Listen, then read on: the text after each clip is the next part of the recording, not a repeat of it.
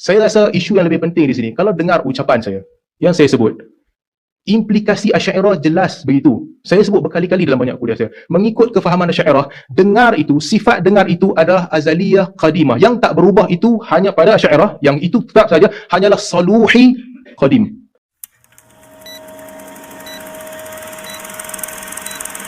Bismillahirrahmanirrahim. Assalamualaikum warahmatullahi wabarakatuh. Saya nak mula terus dengan poin yang pertama tadi. Apabila kita bincang tentang ta'alluq tanjizi hadis, apabila dia dikatakan oleh Ar-Razi menyebut bahawa ta'alluq tanjizi hadis ini adalah ghair mawjud fil a'yan. Saya fikir you Faiz mungkin tak faham penjelasan saya dan tak faham konteks kenapa ini datang into existence. Kenapa ucapan yang datang. Bahkan Syed Fudah sendiri sebut ada perbezaan di kalangan Asy'ariyah. Yang mula-mula establish point ini, dia adalah Amr I'tibari, adalah Ar-Razi. Persoalan yang penting untuk disingkap, kenapa Ar-Razi datangkan idea ini? Sehingga sebagai ulama Asy'ariyah mendamaikan, sebahagian kita ada dua pandangan. Satu mengatakan nafsiyah, satu mengatakan dia adalah Amr I'tibariyah. Sebahagian lagi menggabungkan kedua-duanya. Apabila ta'alluq tanjizi qadim, zatiyah, tanjizi hadis adalah sifat Amr I'tibari. Soalannya, kenapa Ar-Razi datangkan idea ini? Kena faham konteks yang lebih luas. Ar-Razi rahimahullah mendatangkan idea ini sebab ada satu masalah besar. Masalahnya apabila dikatakan berlakunya idrak di sisi Ar-Razi hanya boleh berlaku kalau mudrak itu telah wujud.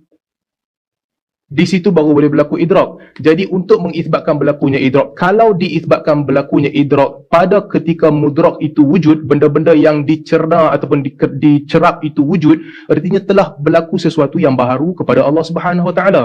Jadi tujuan kenapa Ar-Razi membawakan idea ini i'tibari ataupun ghair mawjudah fil a'yan adalah untuk mengatakan bahawa telah berlaku idrak. Tetapi idrak ini pada tanjizi hadis tidak bercanggah dengan kaedah mustahil berlaku sesuatu yang baharu pada Allah Subhanahu Wa Taala, kerana idrak ini tidak berlaku pada dataran realiti. Tak jadi apa-apa. Tak ada apa-apa. Ini konteks perbincangan kenapa dia dibawa. Masalah dia, kita tak bolehlah main cakap suka hati tanpa merujuk kepada penulisan A'immat Asy'ariyah. Lihat apa yang ditulis oleh mereka. Syed Fudah sendiri tulis. Dia sendiri tulis. Pandangan yang kedua adalah mansub kepada Imam Razi, ta'alluq nisbah, ai mujarrad idafah, sekadar idafah semata-mata. Dia bukan tentang i'tibari, intiza'i, apa, bukan itu maksudnya. Kerana pada perkara-perkara yang kadim tidak ada nisbi, bukan amr nisbi, kerana dia berlaku haqiqatul amr, berlaku pada dataran realiti. Tapi untuk perkara yang baharu, ini tujuan Ar-Razi membawakan idea ni supaya dia tak bercanggah dengan kaedah itu. Tapi P.U. Faiz datang cerita kat kita, dia ada, dia bukan ada, dia subuti tapi tak ada. Apa ni? Subuti tapi tak ada lah cerita dia. Subut ke tak subut itu cerita lain. Tapi konteks yang Ar-Razi nak bawa, dia tak ada, tak berlaku pada dataran realiti. Itulah istilah yang digunakan oleh mereka. Dalam Fathul Mubin disebutkan laisa amran wujudiyan fil kharij yaqumu bihima. Bukan sesuatu yang ada pada luar, di luar minda, yang Allah Subhanahu Wa Taala melakukan kedua-duanya. Maksudnya apa? Tak ada. Itu isu pertama yang perlu ditekankan di sini. Konteks kenapa isu ini diketengahkan, kenapa Amr I'tibari ini diketengahkan oleh Ar-Razi, kena faham. Persoalan yang kedua, apabila dikatakan ada tak Asy'ariyah yang kata kalau begitu artinya sekarang Allah tak mendengar, implikasi langsung madhab Asy'ariyah selain daripada apa yang Ar-Razi sebutkan, implikasi langsung mereka adalah menyebutkan bahawa pada ketika ini Allah tak mendengar. Implikasi langsung. Sebab itulah Al-Ghazali dan juga Al-Amidi pergi qiyas dengan ilmu. Boleh sahaja ada sebelum dan ada selepas. Maklumat berlaku boleh ada sebelum dan selepas. Dia bukan tentang bukan soluhi sahaja. Tapi ini penjelasan mereka apabila mereka ditanya, kalau Allah mendengar, pendengaran itu belum ada, macam mana Allah mendengar? Jawapan langsung mereka adalah Allah boleh mendengar sebelum dia ada, ketika dia ada, selepas dia ada. Meletakkan ini di dalam bakul soluhi, yang meletakkan dalam bakul soluhi dan membahagikan kepada tiga, soluhi, tanjizi hadis, tanjizi qadim, ini datang kemudian. Ini perbezaan di antara ulama Asy'ariyah yang datang kemudian, bukan yang terdahulu. Jadi perkataan saya menggambarkan realiti mazhab Asy'ariyah. Kita ada masalah di mana ramai orang tak faham mazhab sendiri. Orang awam ramai tak faham mazhab sendiri. Untuk memahami mazhab Asy'ariyah, sebenarnya mereka kena katakan, kalau mengikut pandangan yang disebutkan oleh Al-Bajuri, ada ta'alluq saluhi qadim, possibility ataupun kemampuan untuk mendengar yang bersifat ada sejak sedia kala. Allah mendengar sifat-sifat Allah, dan juga Allah mendengar dan Allah mengetahui dan mendengar semua yang qadim itu subuti. Betul, itu baru subuti. Itu baru subuti. Berlaku betul, nafsi, berlaku betul. Adapun perkara-perkara yang baharu ini dinisbahkan kepada pendengaran Allah dan penglihatan Allah, dinisbahkan idhafah, dinisbahkan. Artinya di sini idrak di sini hanya sekadar nisbah. Ini kena faham. Kena lihat apa yang dibahaskan oleh ulama Asy'ariyah, bukan menggunakan tafsiran yang kita faham sendiri dan kita sesuka hati ketengahkan. Isu yang kedua, dibawakan kononnya saya tak faham perkataan Imam Ghazali. Kan Al-Ghazali sebut kalau ucapan ini datang daripada falasifah sekian, datang daripada Mu'tazilah sekian. Itulah yang saya nyatakan. Imam Ghazali kata, kalau kamu kata qidam sama' menuntut qidam masmu'at, Al-Ghazali kata, hujah ni siapa yang bawa? Falasifah ke Mu'tazilah? Kalau Mu'tazilah, kalau kamu boleh terima ilmu, qadim, maklumat itu bukan semuanya qadim, yang berlaku itu bukan semuanya qadim, demikian juga kamu patut boleh terima sama'. Maksud Al-Ghazali apa? Untuk mengkiaskan di antara kedua-duanya. Meskipun Al-Ghazali sendiri berpandangan bahawa dia adalah dua sifat yang berbeza. Janganlah petik satu perkataan saya, ini dia nak menjawab ahli falsafah dan juga nak menjawab Mu'tazilah. Bukan isu. Sama juga bila Faiz sebut, Ustaz sama salah faham, rubama yastaruh, perkataan disebut oleh Al-Amidi. Ini bukan isunya. Al-Amidi kata, mungkin sebahagian daripada pengikut orang-orang besar mazhab kami menerima hujjah bahawa ia datang dengan dalil naqli. Sama' dan basar datang dengan dalil naqli. Kemudian Al-Amidi kritik, tak boleh, tidak diterima dalam bab-bab begini, dalil naqli tak boleh dipakai. Janganlah kutip satu perkataan dan buat seperti bidas. Itu bukan bidas. Itu yang ketiga. Seterusnya, apabila disamakan antara karamiyah dan sebagainya, ini kena faham. Kalau bagi satu soalan dan potong dan jawab, macam mana saya nak teruskan jawapan? Bila jawab tentang fi'liyah, sifat fi'liyah, ada dua isu di sini. Kalau dimaksudkan dengan fi'liyah itu fi'liyah ikhtiyariyah yang Allah buat apabila Allah kehendaki, Allah sebagaimana yang disebut, Allah datang pada hari kiamat, Allah buat apa yang Allah kehendaki, Allah marah kepada siapa yang Allah kehendaki, Allah sayang kepada siapa yang Allah kehendaki. Ini fi'liyah, bukan zatiyah. Allah buat, Allah melakukan perbuatan. Tapi bila bincang tentang sama' dan basar, perkataan fi'liyah kalau diguna di situ, kena lihat konteksnya apa. Kalau konteksnya untuk menyatakan cukup sekadar zatiyah, cukup sahaja menerima perkataan itu tanpa perlu fi'liyah, itu kita tidak ada masalah, sifat zatiyah. Tapi kalau diasingkan kedua-duanya untuk memberi implikasi bahawa Allah tidak melakukan perbuatan mendengar, ini kita tak terima. Jadi jangan bagi saya soalan, saya jawab dua patah dan potong, tak jelas lah. Kalau nak jawapan, ini jawapan yang sejelas-jelasnya. Begitu. Bila tanya tentang sifat fi'liyah, apa implikasi di balik soalan itu? Kalau di balik soalan itu nak tanya tentang apakah sama' basar ni Allah buat bila Allah nak sahaja, Allah tak nak, Allah tak buat, bukan. Dia bukan fi'liyah ikhtiyariyah seperti itu. Tapi kalau maksud soalan itu apakah ikhtiyariyah ini untuk menafikan Allah melakukan perbuatan mendengar dan juga melihat setiap sesuatu yang sudur an ibadihi, an makhlukatihi, tak, Allah memang mendengar dan melihat. Jadi perkataan tu kena define lah. Tak boleh bagi perkataan yang mujmal kemudian conclude apa yang saya faham daripada perkataan itu. Itu isu yang seterusnya. Seterusnya, bila dibincang tentang saluhi qadim, istilah-istilah yang disebutkan oleh ulama Asy'ariyah, saya fikir kita tak boleh terlalu simplistik. Ada perbezaan besar pandangan di kalangan mereka tentang mekanisme memahami sama' dan basar di kalangan ulama Asy'ariyah. Ini tak bolehlah didiamkan lalu diletakkan dalam satu bakul. Saya bimbang penjelasan P.U. Faiz memberi gambaran bahawa semua ni sama aja. Dia tak sama. Bagi yang mengatakan ta'alluq bil mawjud ketika mawjud, Ar-Razi, ta'alluq bil mawjud ketika mawjud, mustahil ta'alluq sebelumnya.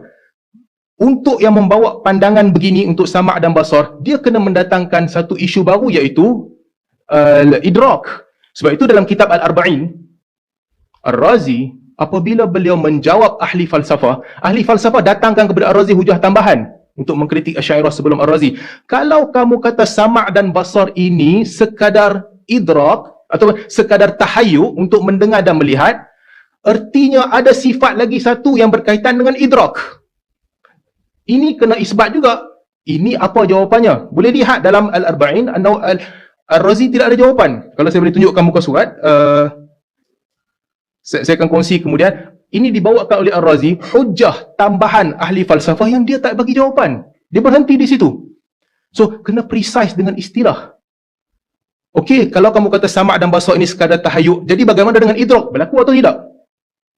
Jadi ini isu yang seterusnya yang perlu dibincangkan. Seterusnya, okay, ini mungkin benda yang tak saya kena jelaskan juga. Bila saya kata Asy'ariyah tadi sesat ataupun tidak, okay, ini pandangan, saya fikir pandangan saya jelas dalam bab ni. Secara umum, Asy'ariyah tidak sesat. Asy'ariyah, Maturidiyah, Salaf di bawah payung Ahli Sunnah wal Jamaah. Meskipun ada fatwa negeri yang mengeluarkan Salafi daripada Ahli Sunnah wal Jamaah, terpulanglah pada mereka, tapi pada saya dia termasuk di bawah payung Ahli Sunnah wal Jamaah. Iaitu pegangan rasmi di Perlis. Tapi dalam masa yang sama, pandangan-pandangan yang tidak sama dengan apa yang dipegang oleh Salaf. Maka kita kata pandangan-pandangan ini salah lah. Menggunakan kaedah istihalah hulul hawadith untuk menafikan berbagai sifat-sifat Allah Subhanahu Wa Taala, kita kata ini salah. Bercanggah dengan zahir yang datang daripada Al-Quran. Sebab tu jawapan terakhir Ustaz Faiz tadi berkaitan dengan nak pegang logik mana satu, fitrah mana satu, nak pegang fitrah Aristotle ataupun nak pegang fitrah Yazid bin Harun yang dibawa oleh Al-Bukhari. Dia kata dua-dua boleh pegang. Pada kita tidak. Fitrah semula jadi manusia, itulah yang ditekankan di dalam Al-Quran. Apabila Al-Quran bawakan ayat, membawa maksud di sebalik ayat itu, apa yang difahami oleh orang ramai daripada ayat itu ketika itu, itulah yang nak disampaikan oleh Al-Quran dan itulah realiti.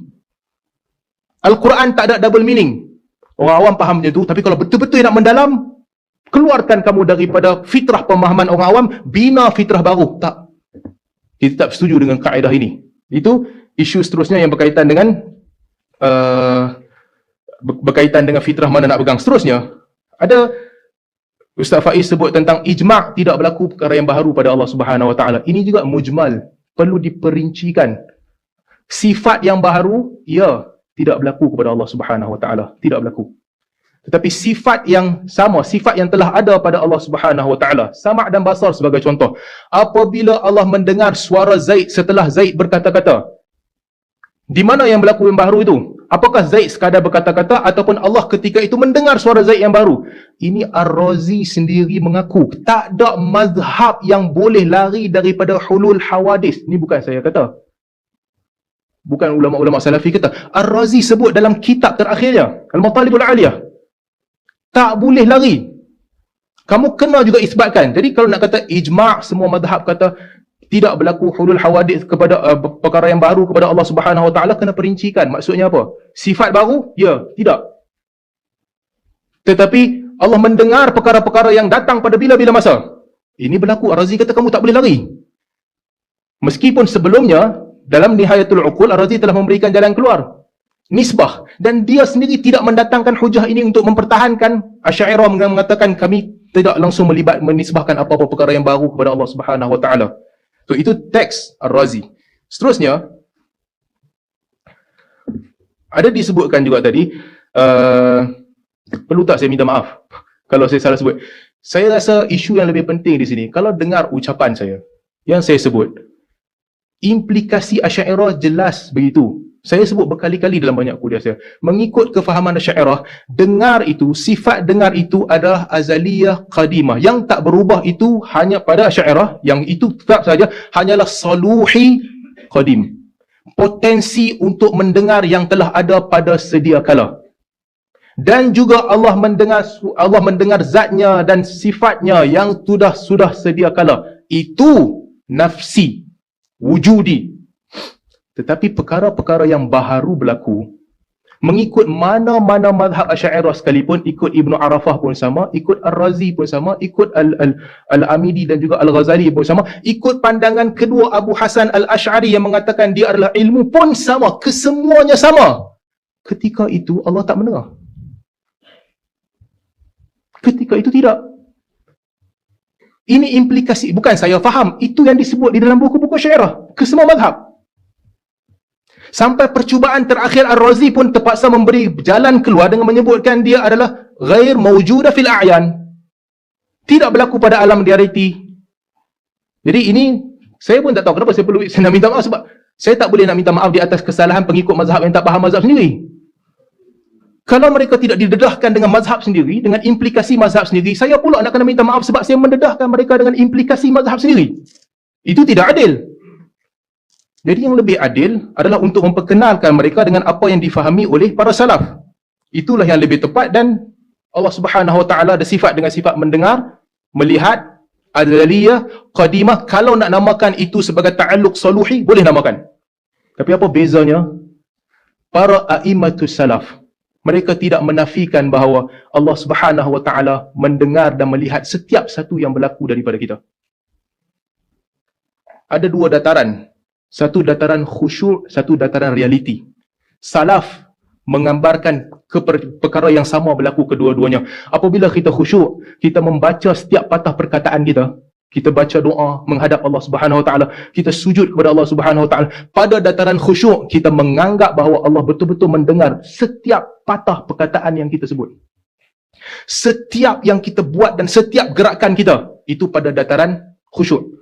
Pada dataran realiti, salaf menganggap perkara yang sama juga. Sama, tak ada beza. Tapi pada pendirian A'immatul Asy'ariyah, pada dataran khusyuk, itu kefahamannya. Kita sedang menghadap Allah ketika berdoa. Kita sedang Allah melihat apa yang kita lakukan. Tapi pada dataran realiti, Asy'ariyah ada berbeza pandangan dengan pandangan yang besar. Ada di kalangan mereka yang mengatakan, itu ta'alluqnya adalah ta'alluq ilmu. Yang Allah telah pun ketahui sejak sedia kala, kamu baru buat sekarang. Ada yang mengatakan dia memanglah bukan ta'alluq ilmu, tapi pengetahuan Allah bukanlah bersifat interaksi langsung antara kamu dengan Allah. Allah telah pun ketahui ia sebelum kamu buat, ketika kamu buat, dan akan kamu buat. Tak sama dengan apa yang kita rasa ketika khusyuk. Ataupun kalau mengikut apa yang disebutkan oleh Ibn Arafah, Allah telah pun mendengar atas konsep yang sebagaimana ia wujud, meskipun dia tak wujud di masa dahulu, tapi kita menerima Allah Subhanahu Wa Taala telah pun mendengar dan melihat sebagaimana dia wujud.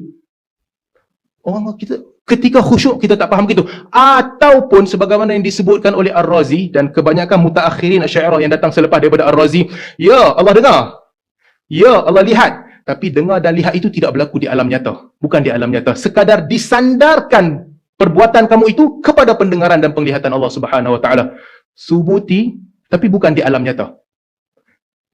Kenapa tidak dijadikan khusyuk orang awam itulah hakikat sebenar? Kita cakap, kita berlakukan tindakan, Allah Subhanahu Wa Taala mendengar apa yang kita lakukan. Jadi itu isu seterusnya. Di awal-awal pembentangan, Ustaz Faiz telah sebut bahawa di sisi Asy'ariyah bukan sekadar 20 sifat sahaja. Sifat-sifat kesempurnaan kepada Allah Subhanahu Wa Taala ini banyak. Sebab tu saya ada masalah dengan Ustaz Faiz. Kena define. Asy'ariyah ada perbezaan pandangan yang besar dalam bab ini. Betul, itu pandangan Abu Hasan Al-Asy'ari, Al-Imam. Betul, itu pandangan Al-Qurtubi memilih pandangan yang sama. Tetapi Ar-Razi dan juga Al-Amidi tidak memilih pandangan itu. Ar-Razi apabila membahaskan tentang sifat yad, beliau membawakan perkataan Abu Hasan Al-Asy'ari yang mana telah pun menisbahkan yad kepada Allah Subhanahu Wa Taala, tapi dia bantah. Dia bantah kerana tidak ada keperluan untuk mengisbatkannya dan dalilnya tidak cukup sarih. Jadi ucapan-ucapan begini, saya rasa kita kena berhati-hati sebab kita bagi gambaran bahawa ini pandangan Asy'ariyah sedangkan hakikatnya bukan begitu. Ada perbezaan pandangan di kalangan mereka. Dan saya suka untuk ketengahkan apa yang disebutkan oleh Ar-Razi. Ini penting untuk diketengahkan. Untuk takfir, jangan bermudah-mudah kafirkan orang. Imam Ar-Razi telah menyebutkan, kalau nak takfirkan semua orang disebabkan tajsim, maka Abu Hasan Al-Asy'ari pun nanti dikafirkan juga sebab mengisbatkan yad bagi Allah Subhanahu Wa Taala dan implikasinya mungkin takfir. Jadi sebagaimana jangan bermudah-mudah mengkafirkan Mu'tazilah, demikian juga bila menyebutkan perkataan Hasyawiyah, Mujassimah, jangan mudah-mudah kafirkan mereka. Meskipun kita ada perbezaan pandangan dalam bab ini penting untuk diambil iktibar dan untuk diketengahkan supaya tidak bermudah-mudah mengkafirkan orang dan menyesatkan orang. Seterusnya, tentang pemahaman saluhi dan juga tanjizi, saya sebut apa yang disebut di dalam kitab-kitab Asy'ariyah. Sifat memerlukan kepada sesuatu yang lain. Lazim wujud sesuatu yang lain bersama dengan sifat. Itulah sifat-sifat, itulah ta'alluq. Jelas ucapan saya. Hayat tidak ada ta'alluq. Hayat berdiri sendiri. Selain daripada itu tidak ada ta'alluq. Qidam baqa' tak ada ta'alluq. Di mana ta'alluq datang? Apabila sifat itu lazim bersama dengannya sesuatu yang lain. Kalau guna perkataan, suka memilih perkataan sendiri, janganlah salahkan perkataan orang lain. Maksudnya sama.